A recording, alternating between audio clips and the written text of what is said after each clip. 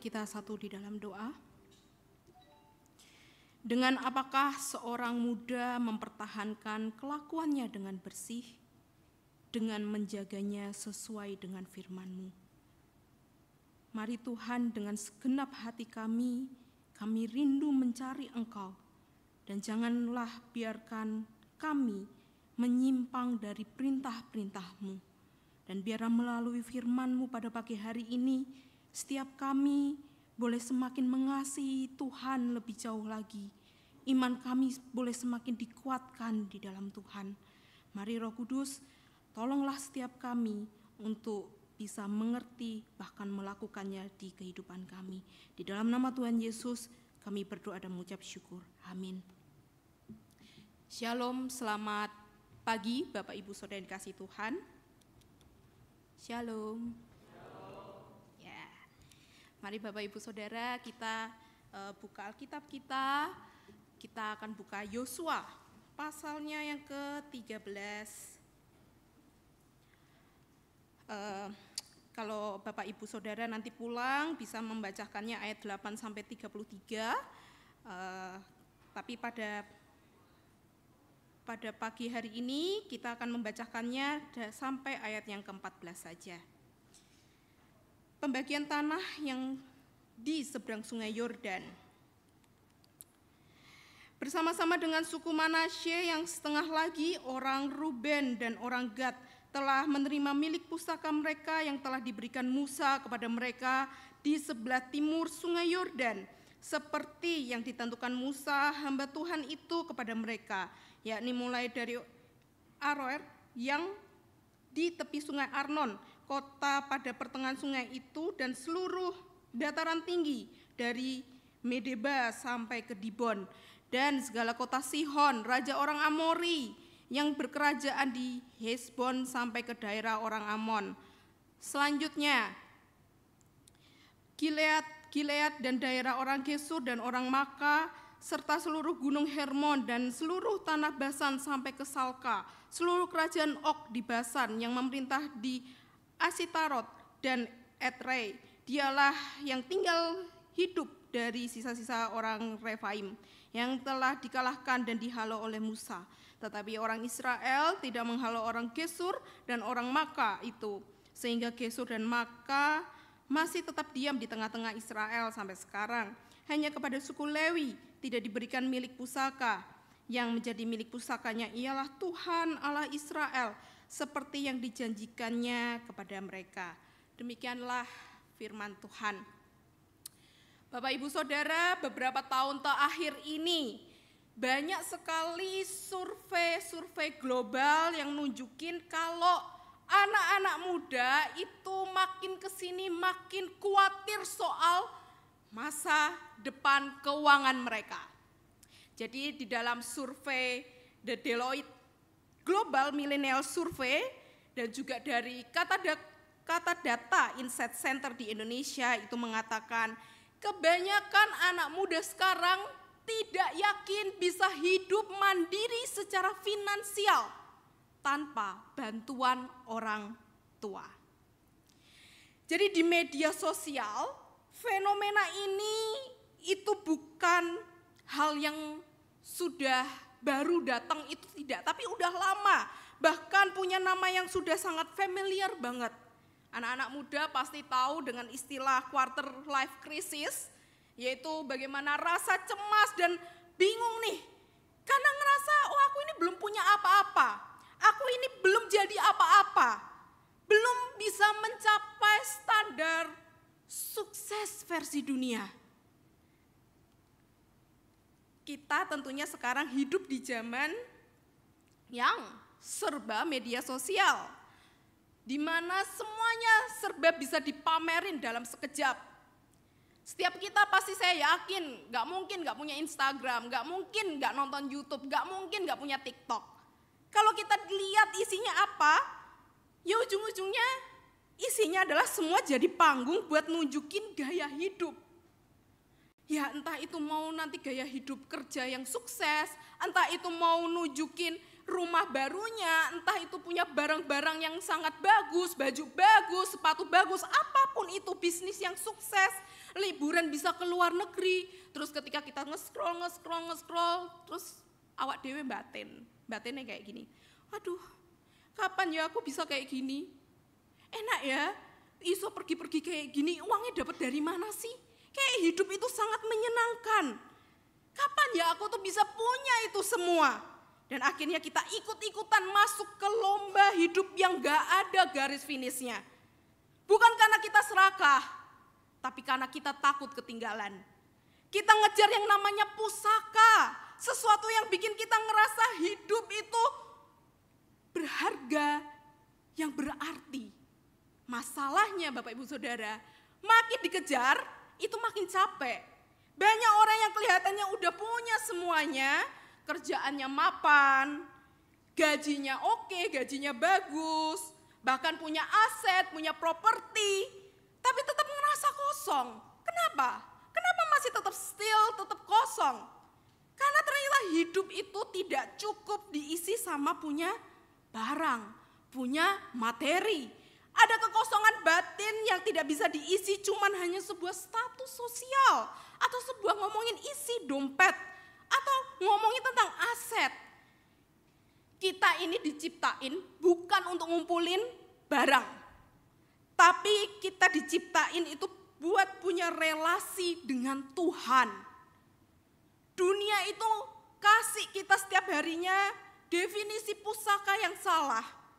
Sesuatu yang gampang hilang, gak bisa kasih damai, dan bikin kita terus-terusan merasa kurang.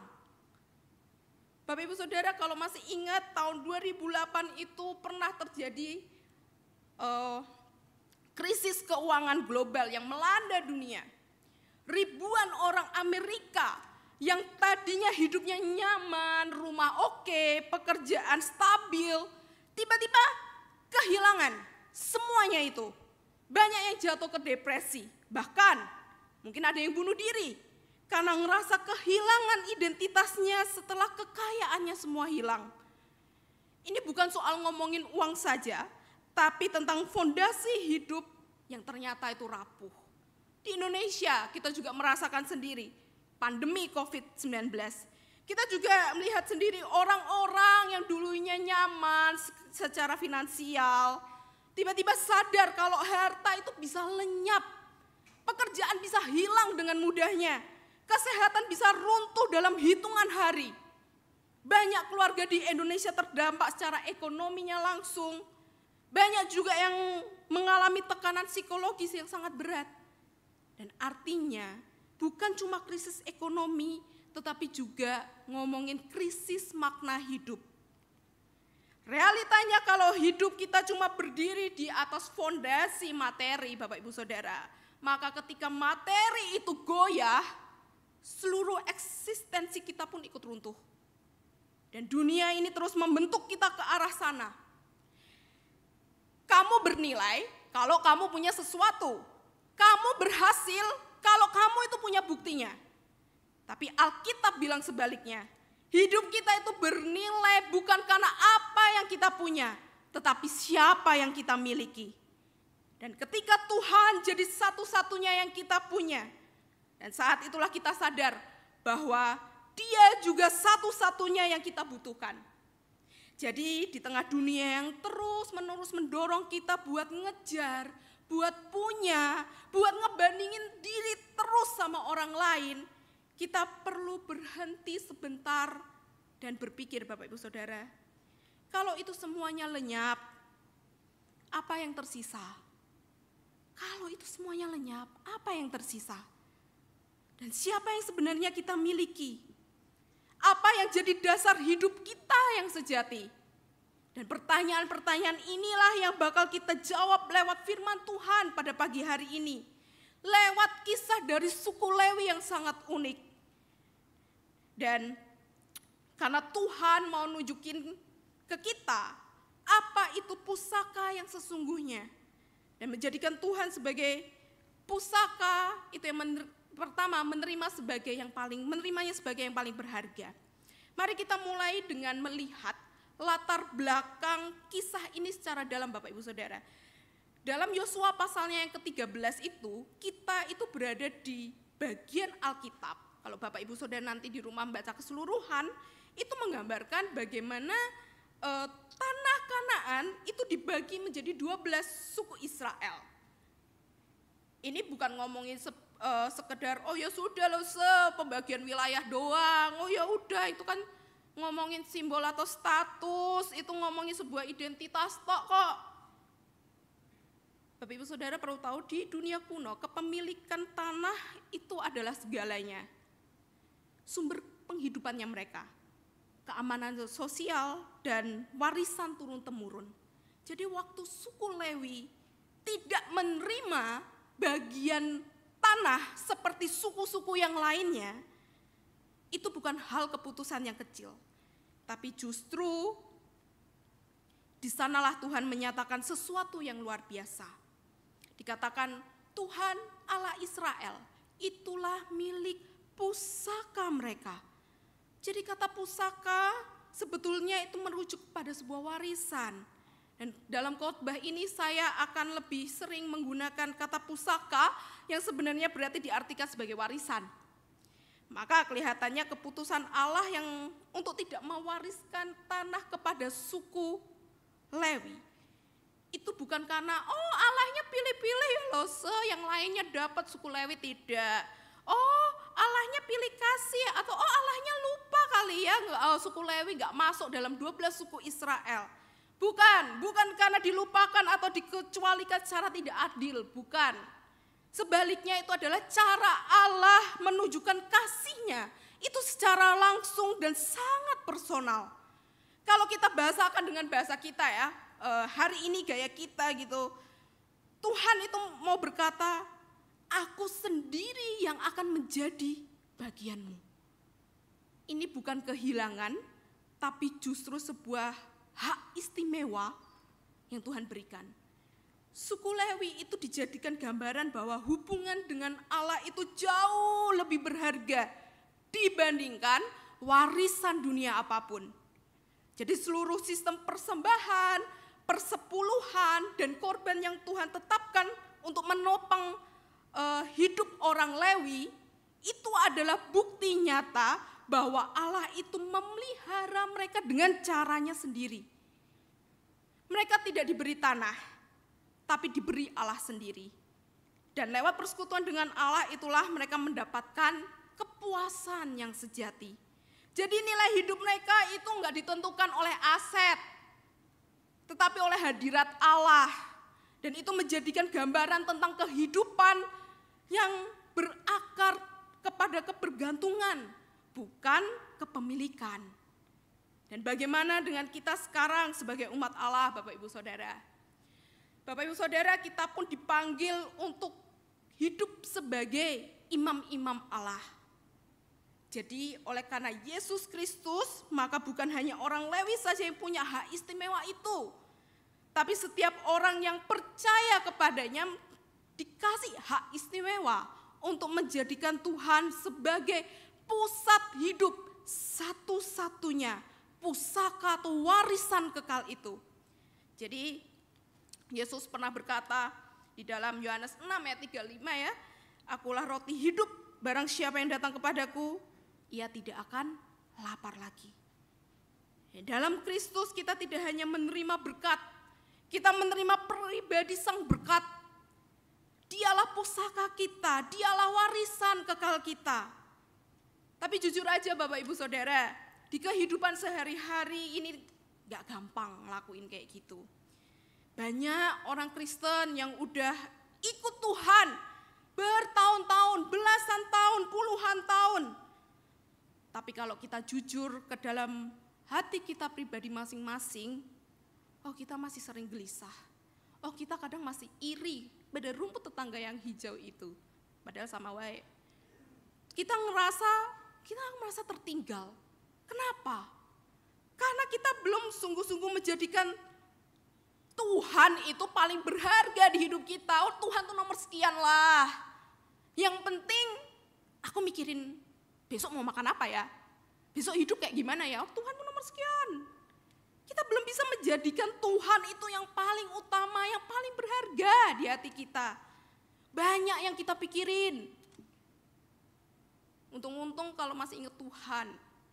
Nah, kalau udah mau selesai malam wis capek kabeh baru tuh. Sisa waktu baru buat Tuhan, bukan menyediakan waktu untuk Tuhan, tapi sisanya buat Tuhan. Kenapa? Karena Tuhan gak berharga. Tuhan tidak seberharga itu di hati kita. Kita bilang, oh Tuhan cukup.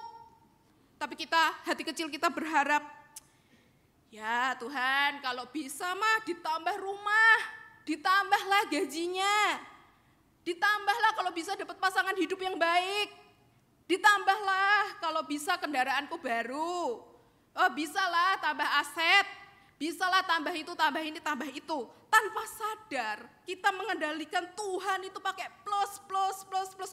Tuhannya plus, plus, plus, plus, plus, plus. Hal-hal yang lain.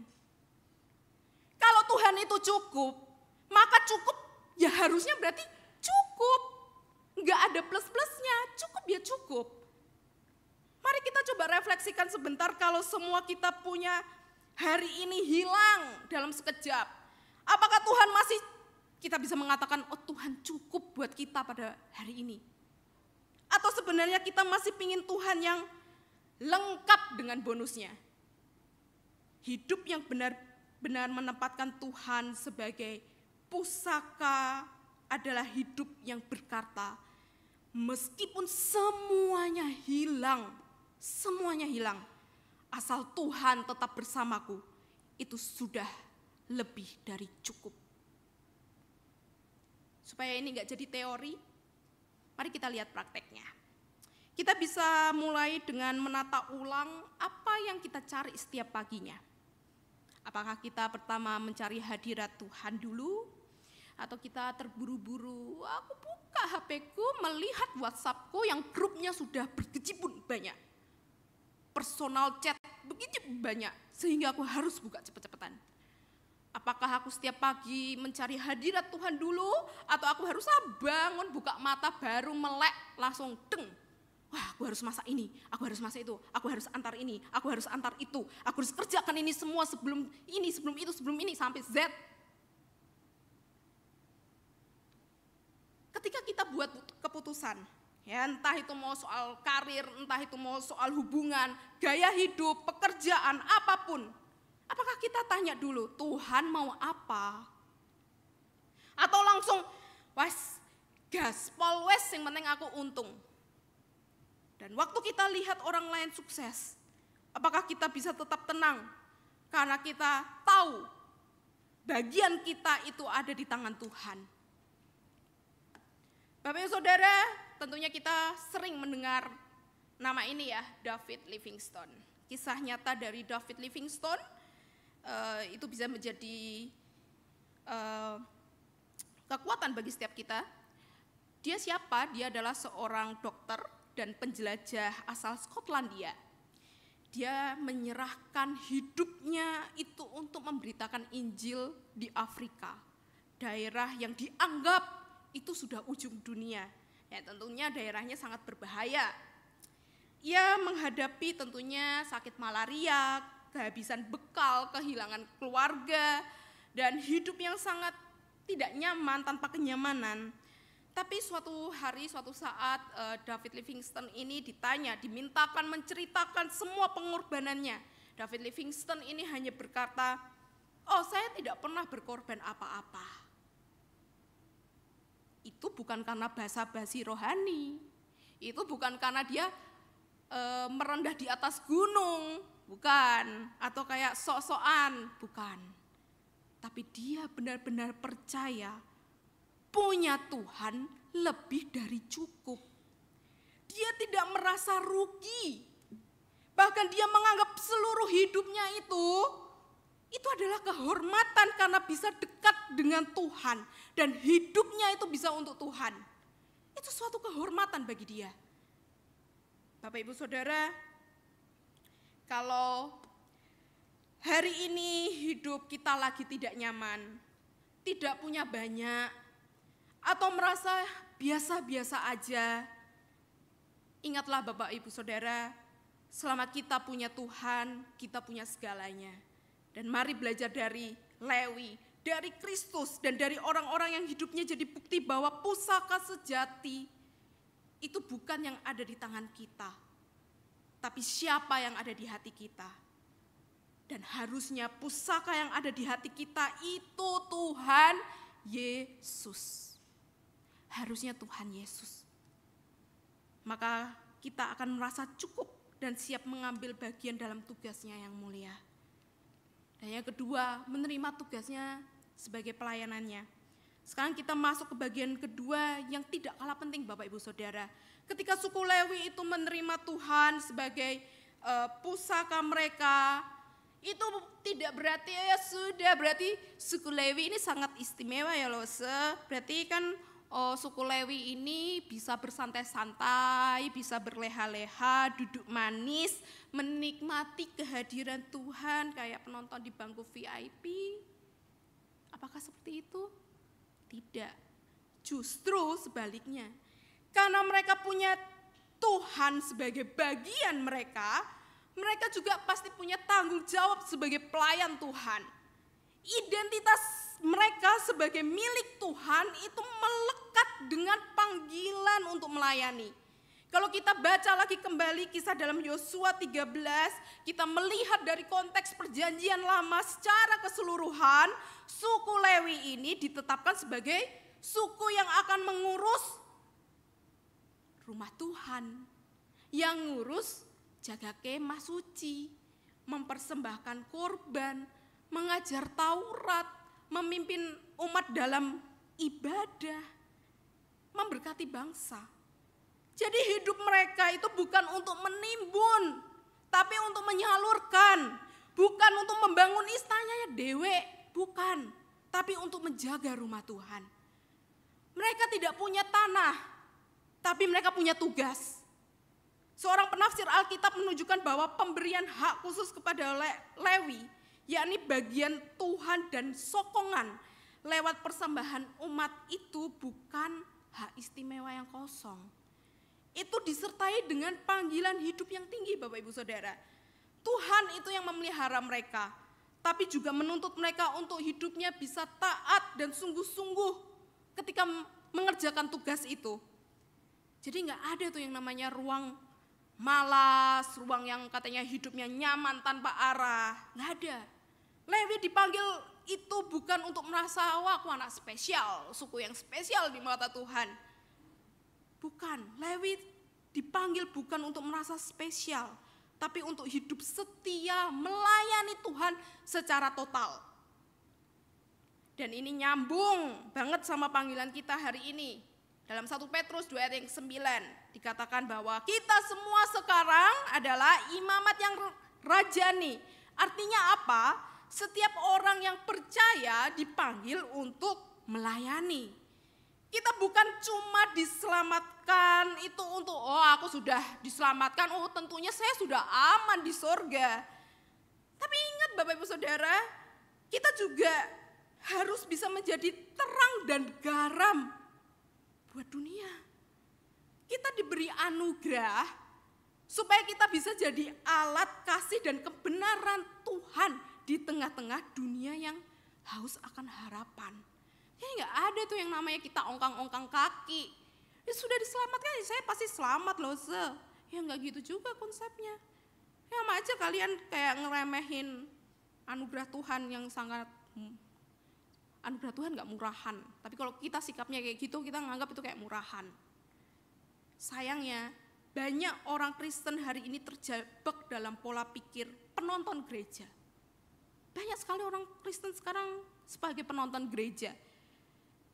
Kita ikut Tuhan ya supaya diberkati. Kita ikut Tuhan supaya dilindungi. Kita ikut Tuhan supaya diberi pertolongan kalau lagi susah. Tapi lupa bahwa jadi milik Tuhan itu juga berarti kita ikut serta dalam misinya.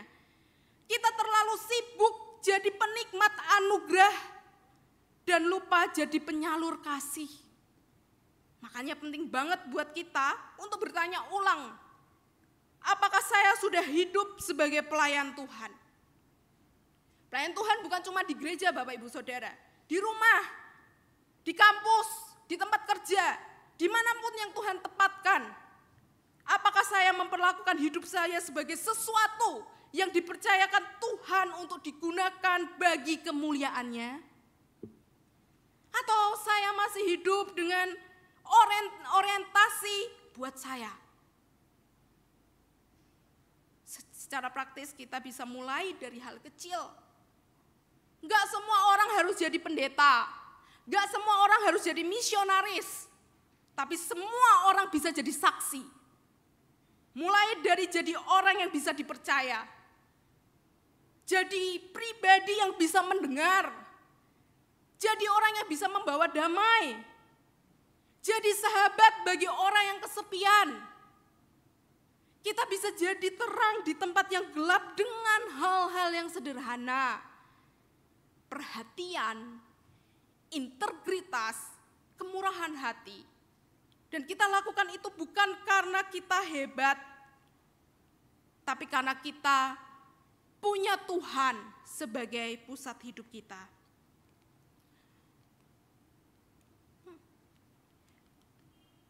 Bisa di next? Ya Bapak Ibu Saudara, Hudson Taylor tentunya tidak asing di kuping kita kalau mendengar kata Hudson Taylor ya. Dia bukan hanya seorang misionaris, tapi beliau adalah orang yang berani menyerahkan seluruh hidupnya itu buat Tuhan. Dia pergi ke Tiongkok bukan karena dia punya fasilitas yang hebat, tapi karena hatinya terbakar oleh kasih Tuhan. Dia memulai dari China Inland Mission dan membawa Injil ke tempat-tempat yang belum terjangkau. Dan seringkali dalam keadaannya penuh dengan resiko. Tapi dia percaya seperti apa yang dia katakan, Hudson Taylor ini pernah berkata, pekerjaan Tuhan yang dilakukan dengan cara Tuhan tidak akan pernah kekurangan penyediaan dari Tuhan. Hudson Taylor pernah berkata seperti itu. Jadi hidupnya jadi bukti bahwa ketika Tuhan itu jadi pusakanya, maka tugas pelayanan itu bukan menjadi beban, tapi menjadikan sebuah kehormatan. Jadi Bapak Ibu Saudara, kalau hari ini kita berkata Tuhan adalah milik pusaka kita, itu harus kelihatan juga dalam cara hidup kita, dalam setiap pelayanan kita. Tuhan itu tidak cari orang yang sempurna, Tuhan juga tidak cari orang yang smart, orang yang pinter, IQ-nya harus kudu dhuwur, tahu segalanya, tidak. Tapi Tuhan mencari orang yang bersedia. Bukan soal seberapa besar kemampuan kita, seberapa banyak talenta kita, seberapa bagusnya kita melayani, itu tidak. Tapi seberapa kita mau dipakai oleh Dia. Karena ketika Tuhan jadi milik kita, maka hidup kita pun menjadi miliknya. Bapak Ibu Saudara, dunia itu akan terus-menerus akan menawarkan kepada kita berbagai bentuk pusaka warisan yang dunia tawarkan kepada kita. Mau properti, mau karir, mau pekerjaan, mau pencapaian, mau status sosial sekalipun. Semuanya itu terlihat menjanjikan memang. Tapi kita tahu semua itu bisa hilang dalam sekejap. Itu seperti kayak menjaring angin, hilang sekejap. Dan ketika itu hilang, banyak orang kehilangan arah. Tapi bagi kita yang menjadikan Tuhan sebagai pusaka, sebagai warisan kekal kita, maka arah hidup kita tidak akan pernah hilang. Karena kita punya dasar yang gak bisa digoyahkan dengan apapun. Pusaka dunia bisa habis, tapi pusaka dari Tuhan itu kekal. Dunia bisa bilang kita belum sukses, tapi Tuhan bilang kita sudah lengkap dalam Kristus. Dunia bisa membuat kita ngerasa kurang dan kurang, tapi Tuhan membuat kita selalu penuh. Dan semua itu bukan karena kita hebat, tapi karena Tuhan sendiri yang memilih menjadi bagian kita. Jadi mari kita kembali tanya hati kita pada hari ini Bapak Ibu Saudara. Siapa yang sebenarnya kita anggap sebagai pusaka? Apa yang jadi pusat kepercayaan dan kekuatan kita? Kalau jawabannya adalah tentu Tuhan Yesus, maka hidup kita tidak akan pernah sia-sia. Kita akan punya kedamaian, kita punya tujuan, kita punya kekuatan yang gak akan tergantung pada situasi. Dan maukah kita seperti suku Lewi, hidup tanpa klaim apapun, tapi penuh karena Tuhan itu adalah bagian hidupnya. Dan maukah kita seperti Kristus, bukan hanya untuk dilayani, tetapi mau melayani. Dan maukah kita seperti para saksi iman yang telah lebih dulu berjalan, hidup dengan keyakinan bahwa Tuhan itu lebih dari cukup. Dan biarlah kita bisa berkata hari ini dan setiap hari, Tuhan, Engkaulah milik pusakaku, Engkaulah segalanya bagiku. Amin. Mari kita tundukkan kepala, kita berdoa. Tuhan, terima kasih untuk kebenaran firman Tuhan yang boleh kami terima, yang boleh kami, Tuhan sudah ajarkan kepada setiap kami untuk menjadikan Tuhan di atas segalanya. Engkau menjadi milik pusaka kami, Engkau adalah segalanya bagi kami. Ajar kami Tuhan, karena kami tahu kami sebagai manusia sangat lemah. Di dalam kehidupan kami, pergumulan kami sangat sulit sekali menjadikan Tuhan yang terutama. Bahkan Tuhan belum cukup bagi kehidupan kami. Tuhan ampuni kami. Tapi biarlah kami pada hari ini, hati kami boleh terusik akan kebenaran firman-Mu.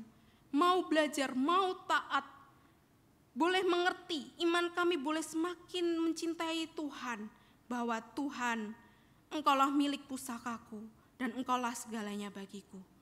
Terima kasih Tuhan, di dalam nama Tuhan Yesus kami berdoa dan mengucap syukur. Amin.